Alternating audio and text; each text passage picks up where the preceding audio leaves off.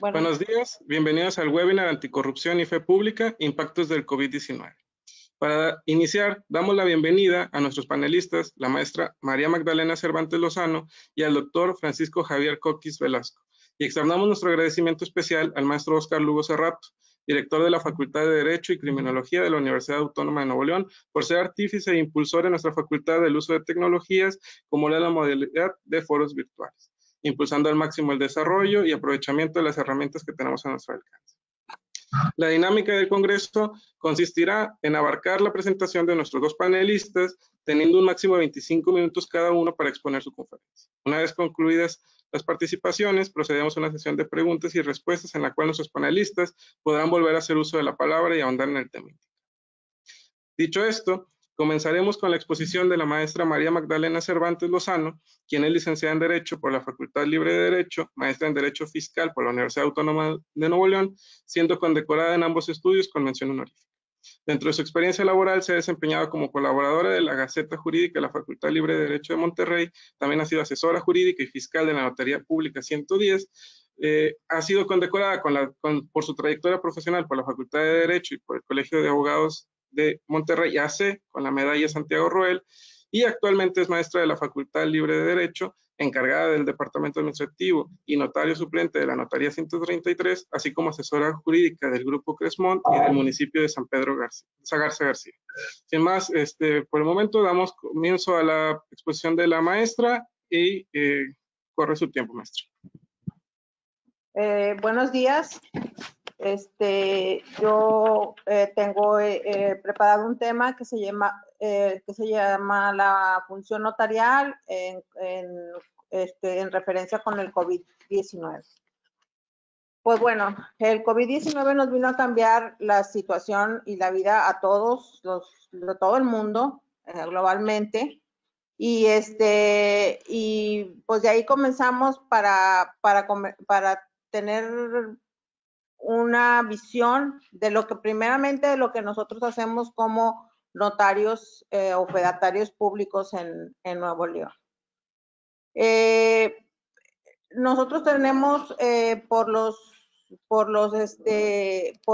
gobierno la fe pública, el gobierno estatal o federal, dependiendo de cuál sea la fe pública que se dé, se traslada a las personas, en este caso a los notarios públicos.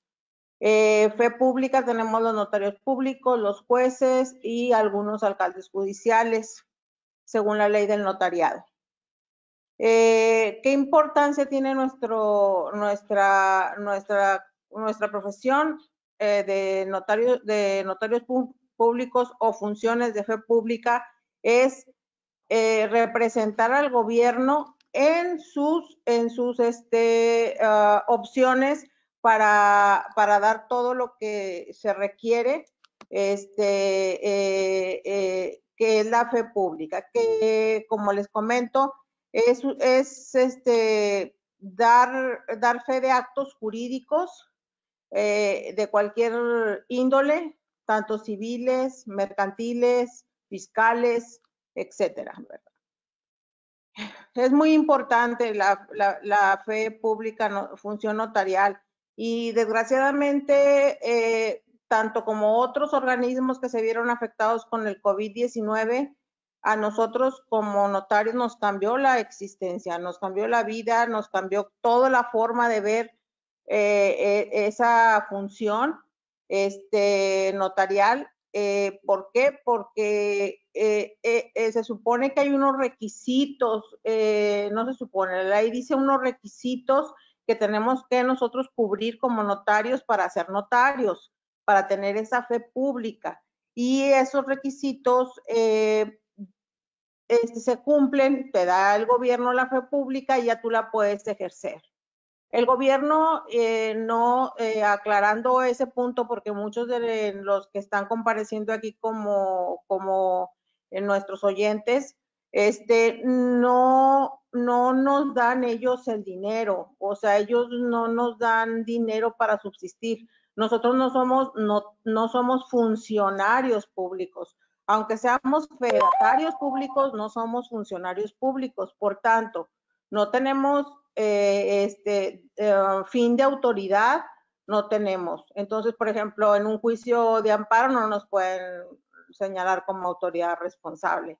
Entonces, trabajamos nuestras propias notarías con propios recursos y el gobierno nos paga. Nosotros pagamos los insumos que necesitamos para hacer toda la cuestión notarial, los pagamos nosotros, cada notario que hay. Nosotros tenemos la ventaja de tener, o la mayoría de los notarios tienen la ventaja de tener un notario público titular y un notario público suplente. El notario titular se encuentra en funciones normalmente y cuando no puede estar por más de 15 días se entra el notario suplente. Bueno, en este periodo, como les digo que todo cambió desde que entró el COVID-19 aquí a México. Se han hecho varios cambios en la actividad notarial. La primera, el 25 de marzo del 2020 entró un acuerdo donde se nos quitaba inhabilitaba, precisamente así dice el acuerdo, inhabilitar el derecho notarial. O sea, ¿qué quiere decir esto? Que nosotros no teníamos ya la fe pública, que la fe pública otra vez estaba en manos del gobierno estatal y que él con sus reglas nos iba a dar en qué casos podríamos nosotros entrar a ser otra vez notarios. El caso, por ejemplo, sí se podían hacer actos jurídicos, pero tenían que ser analizados en primera instancia, analizados por el archivo de notarías y por la misma subsecretaría de gobierno estatal para poder nosotros hacer cualquier tipo de poder hacer tipo de acto jurídico. ¿Por qué? Porque nosotros de verdad somos muy importantes en la vida civil de todo tipo, civil, mercantil, familiar. Nuestros actos implican muchas cosas, por ejemplo, testamentos, sociedades, compraventas, donaciones, hasta la simple certificación de una copia. Y eso pues mueve la economía, y la economía prácticamente estuvo parada o está ahorita todavía no al 100, está pues relativamente en paro, ¿verdad? O sea, no está funcionando como debe de funcionar. Después hubo otro acuerdo que modificó el acuerdo del 25 de marzo, porque íbamos a regresar el 15 de abril supuestamente ya a trabajar normalmente, y hicieron otro acuerdo para homologarse con el gobierno federal y lo trasladaron hasta el 30 de abril para empezar a trabajar el 3 de mayo. Mismo que tuvo que ser, ya no fue modificado, hubo una presión terrible cuando ya la primera vez que pararon totalmente las operaciones, hubo una presión terrible de los desarrolladores del Infonavit, que son los principales, pues, clientes, vamos a decir, de las notarías, para que pudiera fluir la economía. ¿Por qué? Por los créditos que se tenían que firmar, por las casas que ya estaban vendidas y que ya urgía firmar y todo. Pero bueno, ahí no acababa todo. O sea, ahí estaba el acuerdo, pero el problema ya no era el acuerdo, el problema era que también registro y catastro ya habían cerrado sus puertas, o sea, ya no estaban trabajando de la misma manera. ¿Por qué? Porque también tenían que proteger, era lo que ellos decían, tenían que proteger, y con toda razón, a su personal, y pues no iban a permitir que eso fuera a ser un foco de contagio. El registro público, los que no lo conocen, pues de verdaderamente es un lío, y los que lo conocen saben de qué les estoy hablando. Entonces, es algo muy, fue un shock, o sea, en general para todo. Entonces, hubo mucha presión, hubo una junta con el gobernador fue cuando dijo, bueno, ¿saben qué? O sea, vamos a ampliar el acuerdo, les vamos a dar más días hasta el 30 de abril, pero también ya vamos a dejar abiertas las operaciones llamadas urgentes que se pudieran presentar. O sea, ya no teníamos que pedir permiso al archivo de notaría, solamente tendríamos que avisar al archivo de notarías. Entonces, y registro, pues sí, lo cerraron y seguía cerrado. Hasta ahorita, hace 15 días aproximadamente, empezaron a seguir un sistema de que, porque están trabajando al 30% el registro público de la propiedad y catastro, entonces siguieron un sistema donde paulatinamente iban entrando actos jurídicos como preventivos, certificados, compraventas, créditos y todo, y ya un poquito se empezó a mover la situación aquí en notarías. Acabamos, vamos a decir, tenemos una semana más o menos aproximadamente de que se está medio regularizando todo.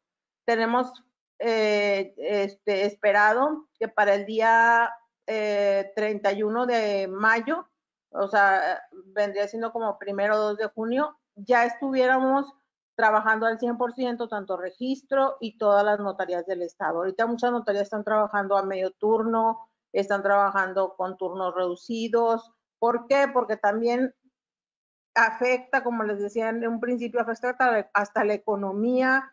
Entonces, como nosotros pagamos nuestros insumos, tenemos que pagar nóminas, tenemos que pagar todo eso, IMSS y etcétera, todo lo demás, porque no nos dieron ningún tipo de deducción de ninguna especie.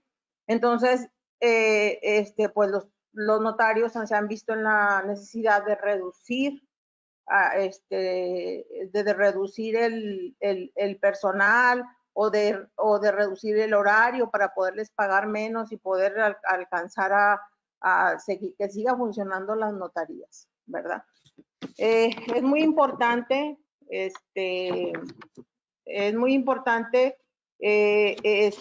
como les digo, la fe pública ante la pandemia. ¿Por qué? Bueno, se hablaba al principio de que no cierren las notarías porque por el COVID va a haber muchos o sea, va a haber mucha gente enferma que quiere hacer su testamento. Realmente ese no era el fondo, ¿eh? El fondo era más bien la economía de tipo fraccionamientos y demás. O sea, además quiero decir negocios grandes que traen sus escrituras pendientes, etcétera, porque realmente testamentos, en mi notaría, 2 testamentos se han firmado en el periodo del COVID, 2, y de personas sanas, o sea, no que tengan enfermedad de COVID ni nada. Nosotros nada más, la única regla que ponemos para poder seguir trabajando y dar el servicio notarial es de seguir las medidas de seguridad que ya están ustedes enterados, como tapabocas, no aglomerar gente dentro de las salas de la notaría, gel antibacterial, desinfectante, de zapatos afuera de las notarías. O sea, tratarlos de proteger tanto a nuestros trabajadores como al cliente que va a pedir un servicio, tratarlo de proteger de esa manera. Y eso es lo que hemos estado haciendo hasta ahorita, y esperemos que pues que pronto ya se normalice eso, porque sí, de verdad, hay dos problemas que tenemos fuertes ahorita, que es nuestra función, o sea, que está vista en peligro. ¿Por qué? Porque no tenemos cómo, a veces, como no hay ingreso, es muy difícil seguir como seguíamos antes, pagando nóminas, pagando servicios, pagando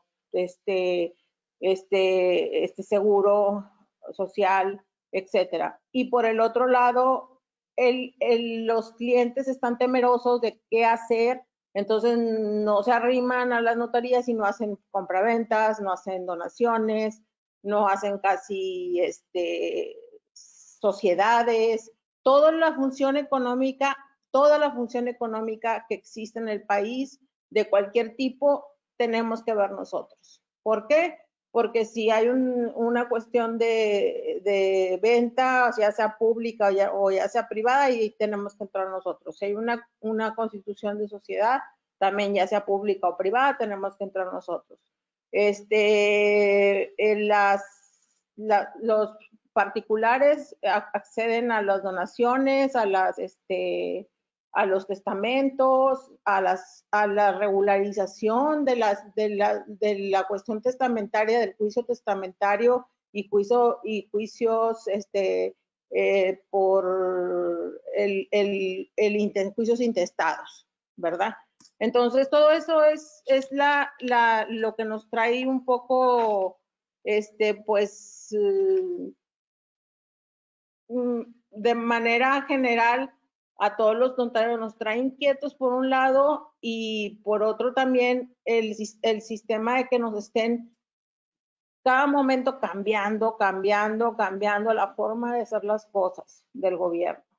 O sea, para ellos decir, no, ya no abran, no, ya cierren, no, que los chequen los de archivo notarial, no, que los chequen, o sea, eso sí nos desespera un poco porque no podemos nosotros planear nuestras operaciones. Ya no sabemos si al día siguiente van a salir con una cosa o con otra. También el gobierno federal cambia de opinión también, entonces se tienen que homologar los criterios y pues en eso estamos batallando. Tenemos como fecha límite, como les digo, hasta donde nos han informado nuestros directivos del Consejo del Colegio de Notarios, en 31 de mayo para que supuestamente todo se vuelva a la normalidad. Y pues va a ser difícil regresar a la actividad, va a ser un poco difícil. ¿Por qué? Porque nos vamos a encontrar nosotros como notarios, nos vamos a encontrar con muchas problemas de todo tipo, de problemas de gente que va a llegar con cosas que a lo mejor no nos esperábamos, ingresos, por otra parte, regular toda la cuestión de los horarios de los trabajadores, etcétera. Pero lo más importante va a ser el regreso a la vida económica de la función notarial, o sea, de los notarios. El regreso, eso va a ser lo más difícil, el regreso. ¿Por qué? Porque no sabemos si se va a parar la economía en ese sentido, si la economía inmobiliaria se va a parar, que esa es nuestra principal fuente de ingresos. Si el gobierno va a parar sus operaciones como Infonavit, etcétera. Y los clientes, como les digo, pues vaya a haber flujo de clientes, porque a lo mejor la pandemia nos acaba, a nosotros nos dijeron, bueno, nosotros estamos trabajando ahorita todo el día. Entonces nos dijeron que hasta el 31 se normaliza lo que es registro y catastro, que es lo que está irregular ahorita. Nosotros ya estamos trabajando normal, pero el registro y catastro no. Entonces nos dijeron que a partir del 31 sí van a estar ya trabajando. Vamos a ver que sea así, ¿verdad?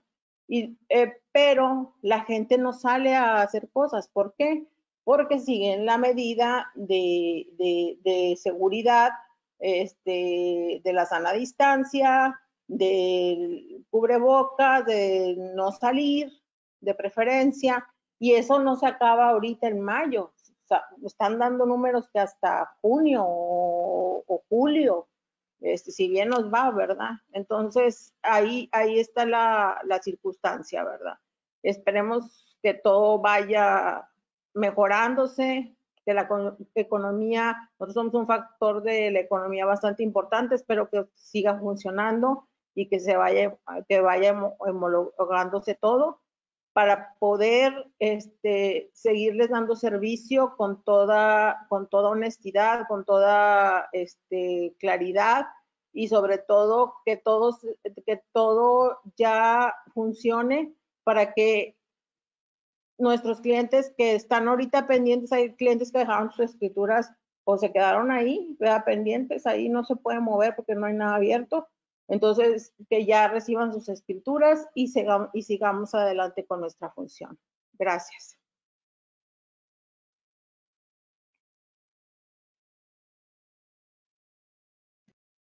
Bien, agradecemos a la maestra María por su exposición. Tenemos de momento una pregunta que esperamos que pueda responder, maestra, y es, ¿por qué es importante la fe pública durante una contingencia sanitaria? Mira, la fe pública es importante siempre, no en una ¿cómo se llama? Contingencia sanitaria. Se discutía mucho que era por los testamentos, como les comentaba, pero realmente no hay casi testamentos. Lo he visto con los del Colegio de Notarios y no hay casi testamentos que se hayan otorgado en este tiempo. Entonces, eso pudiera ser una parte. La otra parte, la declaración que no les comenté en la conversación porque no se me hizo, pero les platico. Hay una forma donde te ponen, es una forma de incapacidad, o sea, que haces un acta donde pones a una persona que te vaya a hacer tu tutor, como la tutoría en general que se utiliza, pero esta es notarial, entonces haces tú una forma donde nombras a un tutor que si te pasa algo que es en coma él va a ser tu tutor y va a manejar tus bienes. Esas serían las dos principales puntos en los cuales yo pondría acento en la función pública notarial en la pandemia.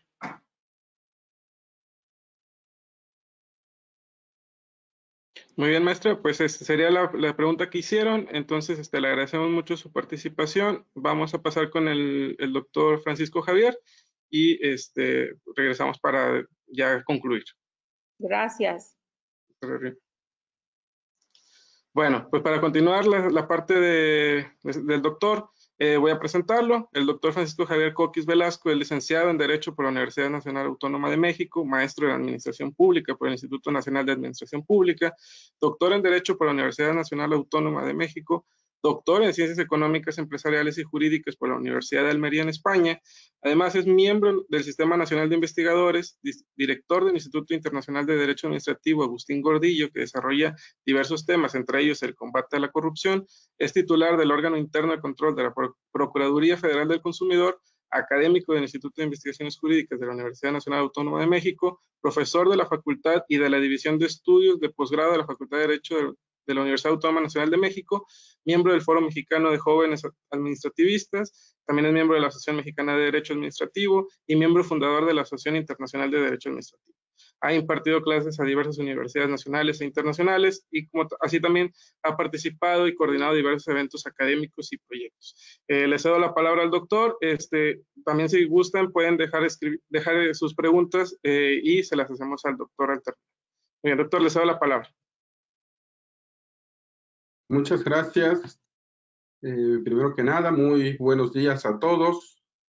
Quiero iniciar con un agradecimiento a las autoridades de la Universidad Autónoma de Nuevo León, en particular al director de la Facultad de Derecho y Criminología, y sobre todo a los integrantes del cuerpo académico Administración Pública y Derecho Financiero, que son quienes se han encargado durante estos últimos días de la organización y preparación de este seminario que resulta indispensable en las condiciones en las que nos encontramos.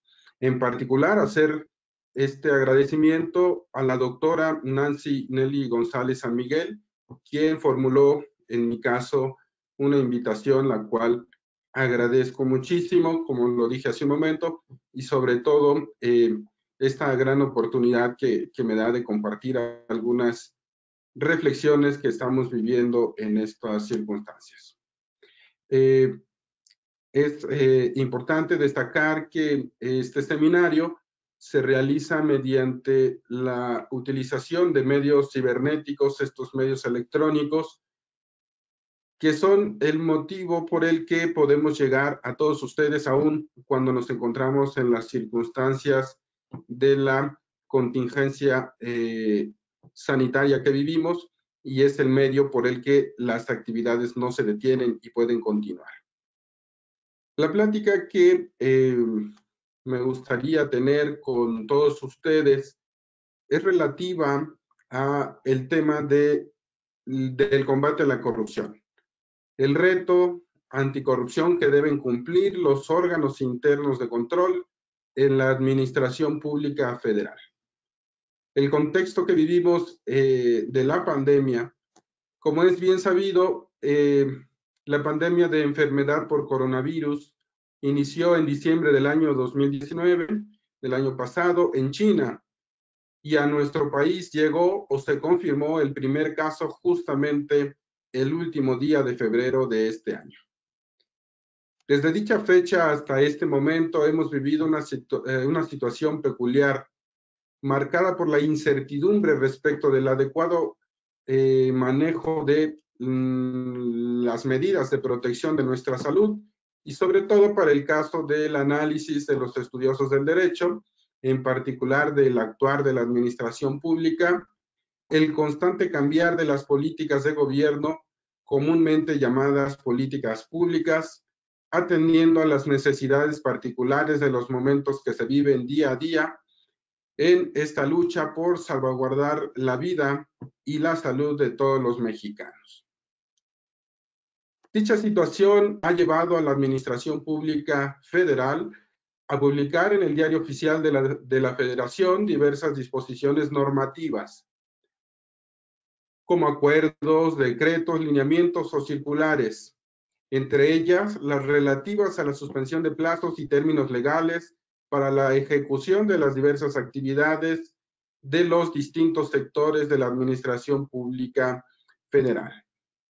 Como es lógico, se deben de privilegiar las actividades indispensables o de primera necesidad, como son todas aquellas relativas a la protección de la salud y de la seguridad de los mexicanos. Al detenerse en su mayoría las actividades, no tenemos respuesta en muchos sectores. Sin embargo, hay actividades que no pueden detenerse, como las de la atención a la salud, como señalé hace un momento, y otras que corresponden a un sector muy importante, que es al de las adquisiciones de la administración pública. Como es lógico, ante esta situación que se vive, existe una gran necesidad para realizar adquisiciones.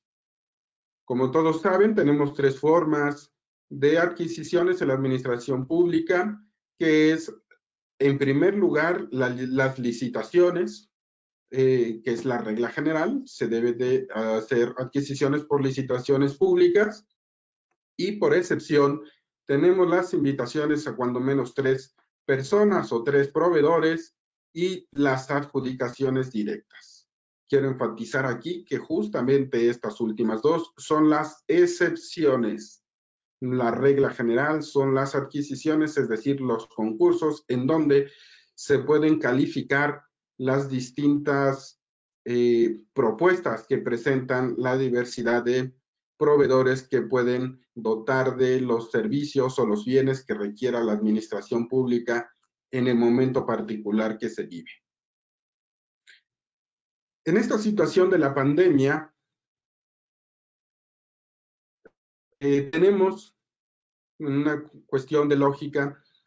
La justificación ideal para realizar excepciones a las licitaciones, es decir, las adquisiciones vía invitación a cuando menos 3 proveedores, o las adjudicaciones directas.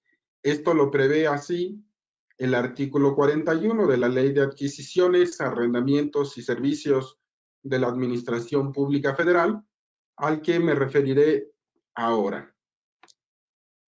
señala que las dependencias y entidades bajo su responsabilidad podrán contratar adquisiciones, arrendamientos y servicios sin sujetarse al procedimiento de licitación pública, a través de los procedimientos de invitación a cuando menos 3 personas o el de adjudicación directa. Y esto se puede realizar en 6 supuestos que señala la ley. El primero es en aquel supuesto en el que no existen bienes o servicios que pueda ofrecer un proveedor diverso. Ese en esta situación pues no aplica. El segundo, al que le voy a dar lectura, es decir, la fracción segunda del artículo 41, señala: peligre o se altere el orden social, la economía, los servicios públicos, la salubridad, la seguridad o el ambiente de alguna zona o región del país como consecuencia de caso fortuito o fuerza mayor. Esta fracción es una de las que aplican en las circunstancias en las que nos encontramos, puesto que justamente las adquisiciones que se deben de realizar en estos momentos están encaminadas a la protección de la salud, de la vida de los mexicanos.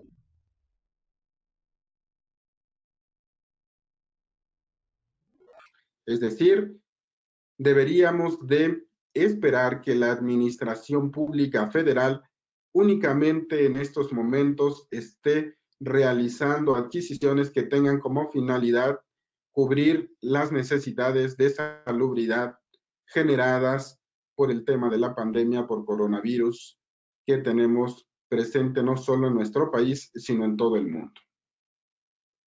La fracción tercera señala las circunstancias de que puedan provocar pérdidas costosas a la administración pública. Esa no aplica en estos momentos. La cuarta, que sean adquisiciones con fines militares, que tampoco aplican ahora. Y la quinta, que también le daré lectura, derivado de caso fortuito, fuerza mayor, no sea posible obtener bienes o servicios mediante el procedimiento de licitación pública. Es decir, esta fracción señala que los tiempos que se requieren para la licitación pública sean tiempos que no pudiéramos cubrir en estos momentos, es decir, que nos pudieran generar un problema si esperamos todo el procedimiento o realizamos todo el procedimiento de manera regular. Esto quiere decir que bajo la justificación de estas dos fracciones, la segunda y la quinta del artículo 41 de la Ley de Adquisiciones, Arrendamientos y Servicios de la Administración Pública Federal, en estos momentos se pueden realizar adquisiciones, pero que tienen que cumplir con los requisitos de que sean únicamente destinadas a cubrir las necesidades de salubridad, porque se pone en riesgo el orden social. Y que no contamos con los tiempos suficientes para realizar todos los procedimientos adecuados. No quiere decir que si realizamos adjudicaciones directas o invitaciones, es decir, excepciones a las licitaciones, no se cuiden los temas del combate a la corrupción. Para ello, debemos tomar en cuenta dos circunstancias principales. La Administración Pública Federal se ha encargado a los órganos internos de control velar por el cumplimiento de la Ley de Adquisiciones y Arrendamientos del sector público para que se cumplan a cabalidad los procedimientos realizados. Nos referimos ya hace un momento a este artículo 41 que señala las excepciones a las licitaciones. Y por otro lado, también se señala que los órganos internos de control son también los encargados de vigilar el cumplimiento de la Ley Federal de Austeridad Republicana, que dicho sea de paso, el objeto principal o uno de los objetos más importantes de esta ley es justamente evitar la corrupción. Obviamente, los órganos internos de control son parte de la Secretaría de la Función Pública y se encuentran asignados a las diversas entidades o dependencias de la administración pública. No dependen ni jerárquica ni presupuestalmente de las entidades o dependencias en las que se encuentran. Esto de conformidad con la reforma realizada el 30 de noviembre de 2018 a la Ley Orgánica de la Administración Pública Federal. Para lo anterior, los órganos internos de control, es decir, para ejecutar esta actividad o esta vigilancia y control de la corrupción en los diversos entes de gobierno, participarán en al menos dos momentos fundamentales. El primero de ellos, para el caso de normalizar o ejecutar esta excepción a las licitaciones, formarán parte de los comités de adquisiciones de todos los entes de gobierno, en donde los órganos internos de control participan en calidad de asesores.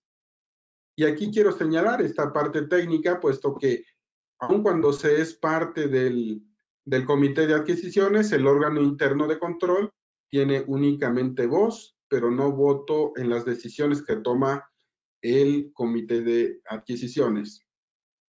Sin embargo, al ser el órgano interno de control, un asesor deberá señalar en dichos comités si a efectos de cumplir con la ley se pueden realizar estas excepciones a las licitaciones de acuerdo con el contrato de que se trate.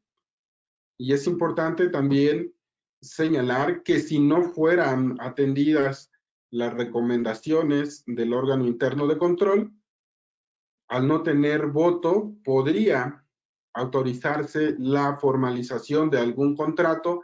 Sin embargo, el órgano interno de control tiene en sus manos la facultad de sancionar cualquier irregularidad que se detecte en el buen ejercicio del servicio público que tienen encomendados todos los servidores públicos de la administración pública. ¿Qué quiere decir esto? Que si se realiza la adjudicación directa o la formalización de alguno de estos contratos de manera irregular, sobre todo cuando exista de por medio corrupción, tiene la facultad el órgano interno de control de sancionar a los servidores públicos que hubieran participado en la formalización de dicho contrato. Esto lo hará a través de sus diversas áreas. Primero, realizará la investigación adecuada en el área de quejas, en donde se iniciaría con la denuncia de esta irregularidad y posteriormente, si se encuentran elementos que se consideren suficientes para realizar una sanción, se turnaría ese expediente al área de responsabilidades, en donde se instauraría el procedimiento administrativo sancionador para determinar la sanción correspondiente a aquellos servidores públicos que actuaron de manera irregular. Esto de conformidad con la Ley General de Responsabilidades Administrativas, y se encuentran regulados a partir del artículo 49 en adelante, tanto las conductas administrativas no graves como las conductas graves, que si es frente a un tema de corrupción sería una irregularidad administrativa, una falta administrativa grave, que turnaría esta área de responsabilidades al Tribunal Federal de Justicia Administrativa para su posterior sanción. Ahora bien, también es importante señalar la otra parte que corresponde a los órganos internos de control para cuidar el tema de la corrupción, que no se generen actos de corrupción. Y es otorgar el visto bueno para la justificación a las excepciones a las licitaciones, que señala el artículo 8 de la Ley Federal de Austeridad Republicana, que en términos de esta ley se deberá de cumplir con el objetivo de combatir la corrupción. La segunda parte el segundo párrafo del artículo 8º de esta ley señala que deberá contarse con el visto bueno de los órganos internos de control para poder realizar alguna excepción a las licitaciones públicas en términos de la ley de austeridad. ¿Qué quiere decir esto? Que el órgano interno de control deberá emitir la aprobación o el visto bueno para realizar una adjudicación o una invitación a cuando menos 3 proveedores que tenga que ver con los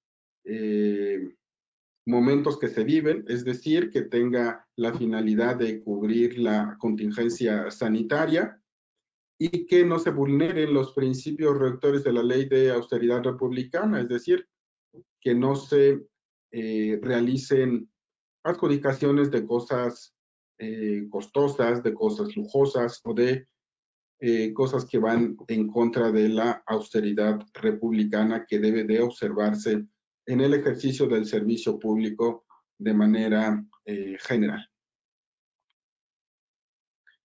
Ahora bien, en el momento particular que nos encontramos o que vivimos, es un reto muy importante para los órganos internos de control evitar la corrupción, porque como es lógico, ahora los entes públicos, los entes de gobierno, tratan de justificar en la situación que nos encontramos la mayor parte de sus adquisiciones, aun cuando se trate de servicios que no estuvieran relacionados estrictamente con la atención de la contingencia sanitaria.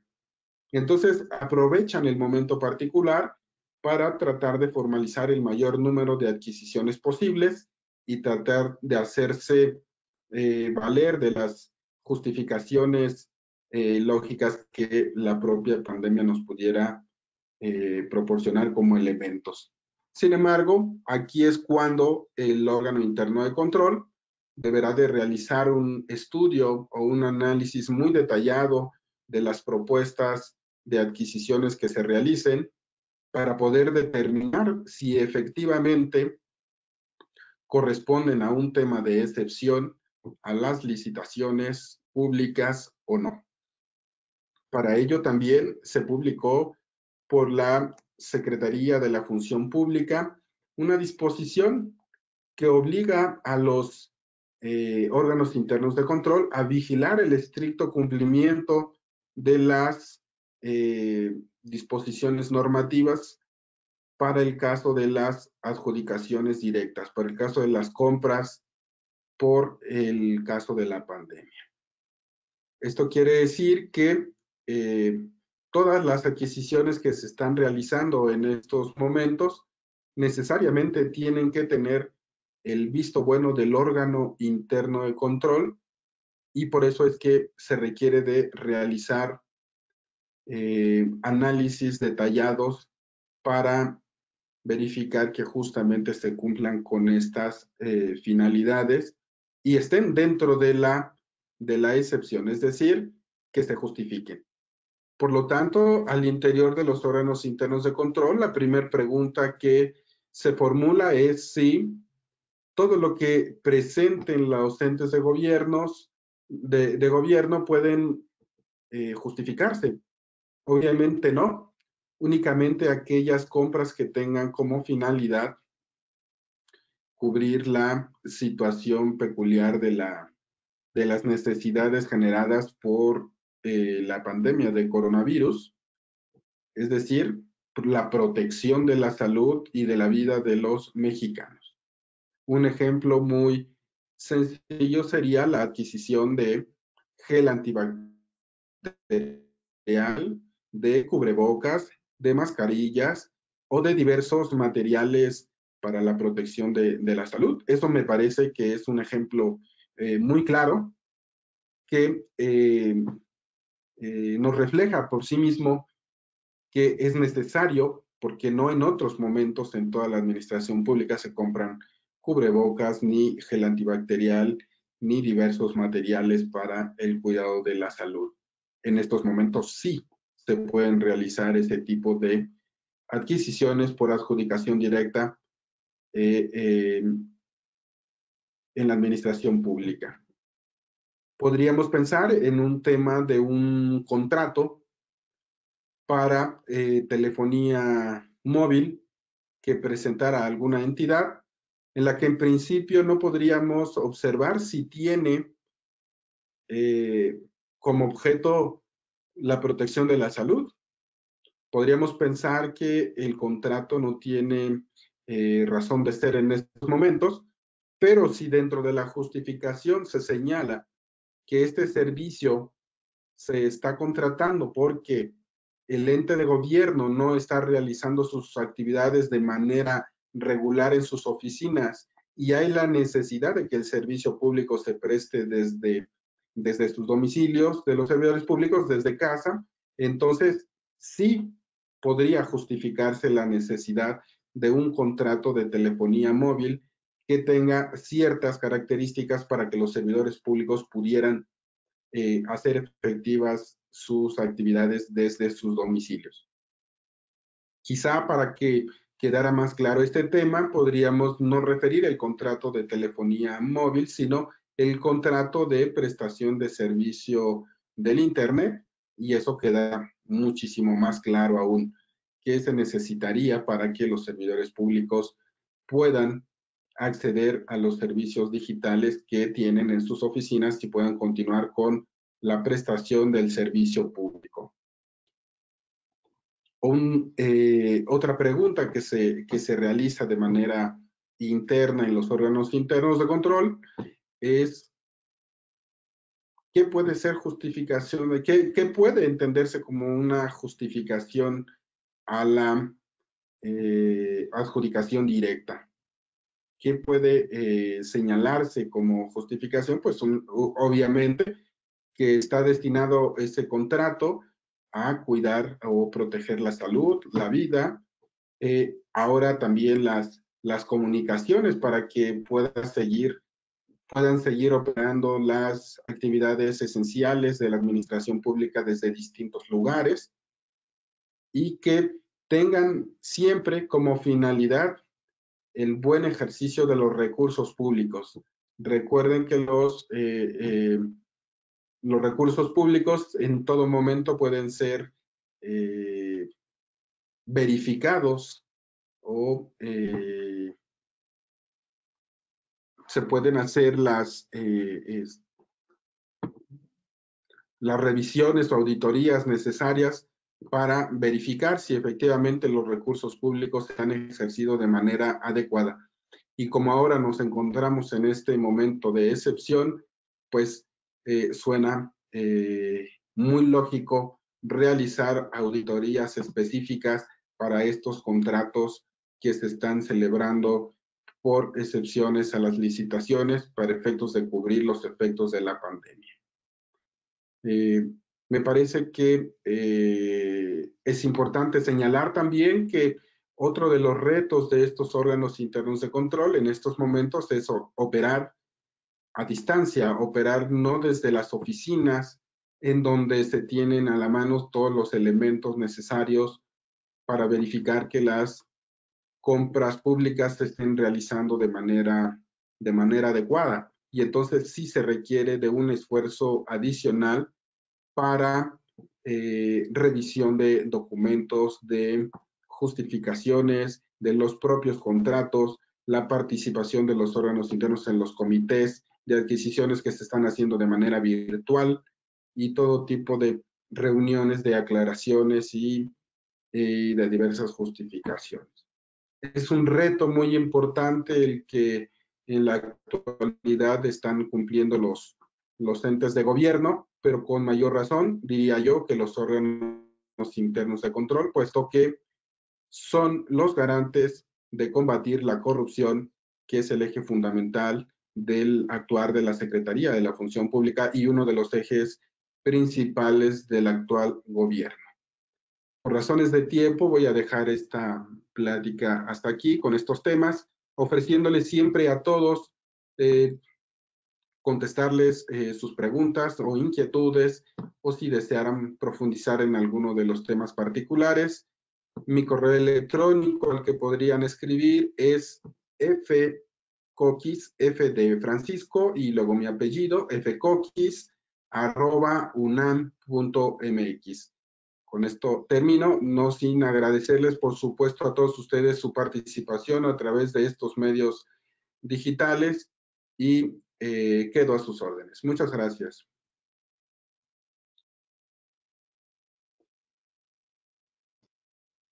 Muy bien, agradecemos al doctor Francisco. Comenzaremos con la ronda de preguntas. Entre las que hicieron es, ¿qué procedimiento se haría en contra de una licitación inapropiada?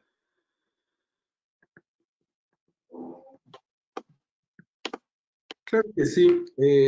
De ser el caso en el que se detectara una adjudicación directa que no cumpliera con el procedimiento señalado en la ley de adquisiciones, o que bien no se justificara su excepción, como señalan las dos fracciones del artículo 41, de manera inmediata el órgano interno de control tendría que iniciar una investigación respecto de la formalización de ese contrato, y de esta manera, después de realizar las indagaciones y solicitar las documentales necesarias, formularía un informe de presunta responsabilidad de aquel servidor público, que turnaría al área de responsabilidades para que se iniciara con el procedimiento administrativo sancionador, y de ser el caso de que hubiera alguna falta administrativa grave, se turnaría al Tribunal Federal de Justicia Administrativa.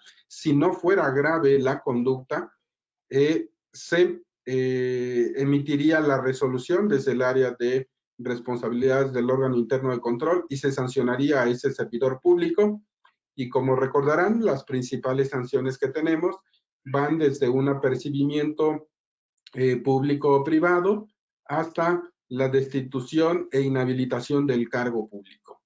Destitución del cargo e inhabilitación para ejercer el servicio público, que pudiera ir en conductas graves hasta posiblemente 10 años para estos servidores públicos. Ahora bien, recordarán que a partir de la publicación de la Ley General de Responsabilidades Administrativas, también los particulares son sujetos de esta ley, de estas responsabilidades, y por tanto, si alguna de las empresas o algún proveedor estuviera participando en alguna de estas irregularidades, el órgano interno de control también turnaría ese expediente en el que prevería la sanción a un particular al Tribunal de Justicia, Tribunal Federal de Justicia Administrativa. Recuerden que los servidores públicos pueden ser sancionados por faltas administrativas graves y no graves. Sin embargo, los particulares únicamente por el tribunal y por faltas administrativas graves. Otra pregunta que tenemos, doctor, es ¿cómo evitar la discrecionalidad durante caso fortuito, fuerza mayor en el contexto de la pandemia? Esta situación es muy importante.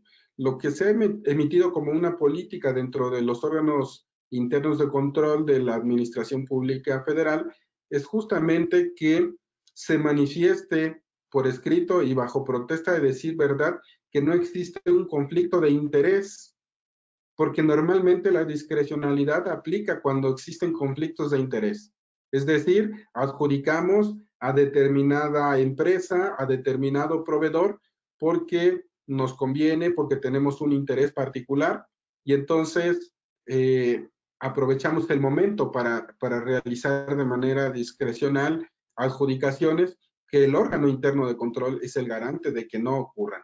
Entonces, para evitar la discrecionalidad, el órgano interno de control tiene que estar muy pendiente de que se justifique la excepción a la licitación, y para el tema del conflicto de interés, que es muy común y está aparejado con esto, siempre deberá solicitarse emitir por escrito la manifestación de la ausencia de conflicto de interés.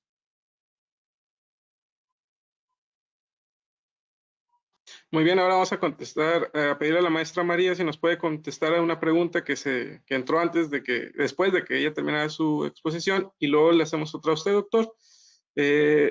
Maestra, si podría contestar acerca de un escenario que quizá ya vivimos o que quizá podamos volver a ver, que hace Armando Villanueva, ¿pueden los notarios cerrar completamente sus oficinas en atención a la pandemia? Sí, de hecho, te comentaba que, bueno, el artículo 10 de la ley del notariado, que es la que nos rige nuestra actuación, dice que nosotros tendremos la obligación de tener siempre abierta la notaría de lunes a viernes, y las fechas que por ley no se abrirá la notaría, pero no trae ahí la excepción de un caso fortuito fuerza mayor dentro de la ley del notariado, pero te tienes que ir a la ley administrativa y ahí sí. Por eso se hizo la primera vez del acuerdo que mencionaba yo del 25 de marzo del 2020, se realizó un acuerdo tanto por el gobernador como por el secretario de gobierno, donde ellos modificaron y dijeron que teníamos que tener cerradas las notarías, el cual duró una semana, porque te digo, hubo mucha presión, y realmente después ya nada más modificaron a que teníamos que tener, cuando fuera una firma, abierta la notaría, pero para el cliente sí estaban cerradas las notarías volvimos en abril, el 1 de mayo, bueno, el día 3 de mayo volvimos al trabajo ya normal. Y sí se puede presentar, o sea, ya vimos que sí se pueden presentar ese tipo de casos que dices, tu caso fortuito o urgencia mayor no se han presentado o no ha pasado, pero sí se llega, ya lo vimos que sí se puede llegar a presentar. Entonces esto, como te digo, modifica todo, ha modificado toda la situación general de las leyes y de la actuación también de los funcionarios públicos y de los que no somos funcionarios públicos, pero dependemos de la función pública. Muy bien, muchas gracias, maestra. Otra pregunta para usted, doctor Francisco, es que ya ha manejado el tema a lo largo de su exposición, pero creo que podría a lo mejor, para responderla, ahondar un poquito más, y es ¿qué tanto ha afectado a los órganos internos para combatir la corrupción? Esa es la pregunta. A ver, ¿qué tanto han afectado? ¿Qué tanto ha afectado a los órganos internos para combatir la corrupción? Quiero suponer que es bajo este esquema del COVID, de la emergencia que ha estado presente en México. Sí. En la actual situación de la pandemia ha representado un esquema de trabajo muy arduo. Verificar que no se realicen actos de corrupción, que no se realicen diversas conductas irregulares, y sobre todo en el tema de las adquisiciones. Efectivamente, también existe, y es loable revisar peticiones de adjudicación directa, plazos que normalmente no se pueden llevar a cabo en esos tiempos. Estamos acortando y abreviando para que se puedan realizar con la mayor brevedad posible todas estas adquisiciones, siempre y cuando cumplan con todas las justificaciones necesarias, como lo he señalado. Esto nos lleva a multiplicidad de contratos en muy poco tiempo y a tener que realizarlos también de manera muy rápida, porque existe la necesidad de contar con los insumos. Si necesitamos gel antibacterial o cubrebocas, pues no podemos esperar 1 o 2 semanas a revisar de manera detallada y con toda calma un expediente. Lo tenemos que hacer de manera muy eficiente, pero de manera también muy rápida.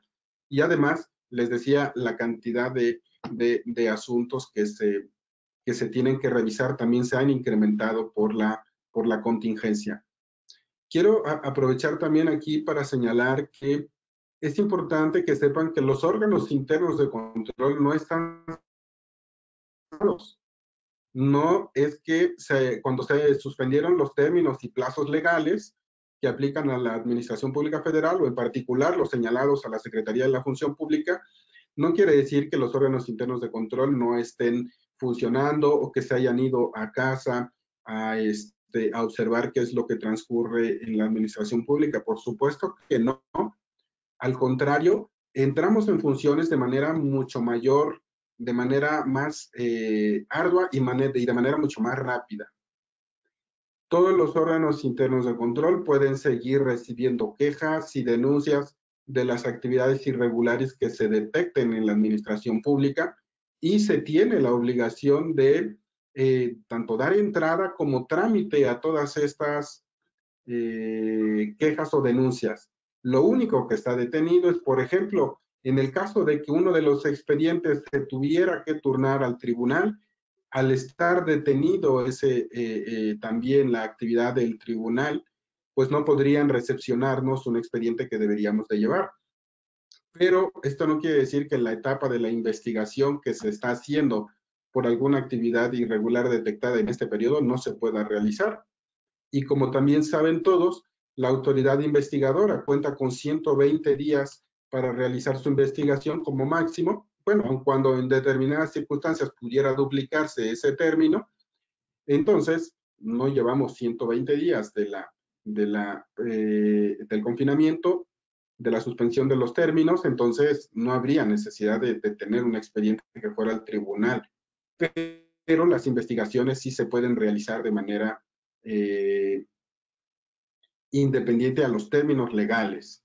Normalmente todas las entidades y dependencias se están atendiendo, aun cuando los plazos legales están detenidos, están atendiendo peticiones que los órganos internos de control les realizamos o les formulamos, porque la mayoría están tratando de trabajar a distancia y en la medida de lo posible toda la información y documentación que se requiere la proporcionan. Entonces, es un momento de mucho trabajo en los órganos internos de control y en el que pues cobra mucha relevancia el papel de fiscalizadores y de vigilantes en el combate a la corrupción que se tiene.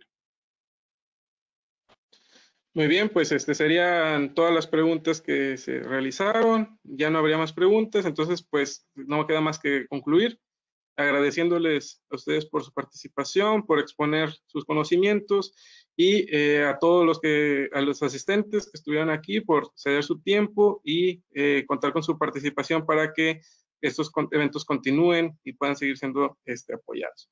Bueno, entonces no queda más que invitarlos para el viernes 29 de mayo a las 11 de la mañana, donde tendremos el tema del impacto económico y los ejes fiscales ante el COVID-19, y el sábado 30 tendremos la conferencia magistral del doctor Alfredo Islas Colín con la temática de derechos humanos ante la emergencia del COVID-19, actos administrativos.